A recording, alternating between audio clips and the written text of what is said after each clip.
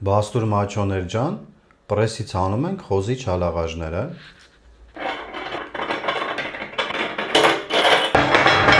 Ահա, չալաղաժները, 3-ն էին, լավ ձգել ենք, առաջինը, երկրորդը,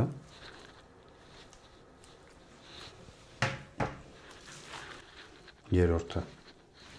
ամբողջական այսենց հավաքել է ինքը, այ ոսկորի մասը այսքանն է, սենց ոսկորն է, ամբողջական կտոր է ինքը դարձել, սիրուն։ Հիմա թելում ենք չալաղաժները, այս լեն մասից, ոնց սովորացրել եմ,